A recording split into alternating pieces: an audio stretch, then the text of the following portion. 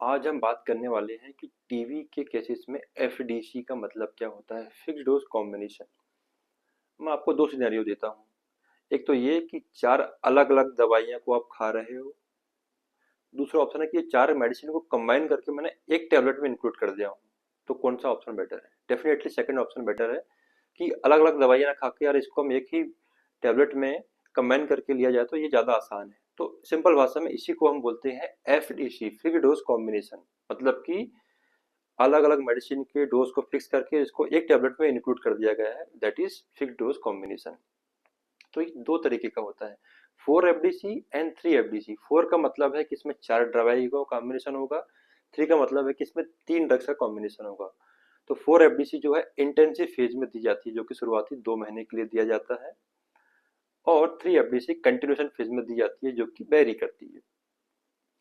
अगर मैं बात करूं तो 4 एफडीसी में चार दवाएं कौन सी होती है? HRZD, isoniazid, rifampicin, pyrazinamide, इथाम्बुटोल।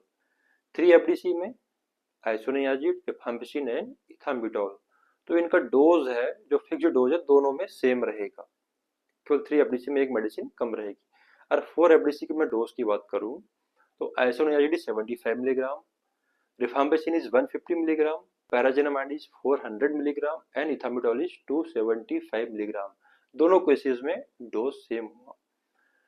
दूसरी बात जानने की हमें यह है कि इनमें जो स्ट्रिप का कलर होता है, आईपी और सीपी के जो टीबी की जो दवाइयाँ होती है, इसके जो स्ट्रिप होती है, इसको कलर कोडिंग की गई है।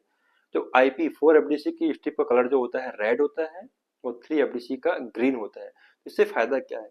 इससे फायदा ये है होता है कि हमको पता चल जाता है कि मरीज अभी इंटेंसिव फेज में है या फिर कंटिन्यूएशन फेज में है। तो हमने ये जाना कि 3 एफडीसी 4 एफडीसी का मतलब क्या होता है। अब अगले वीडियो में हम देखेंगे कि एफडीसी लेने के फायदे क्या क्या है। Thank you.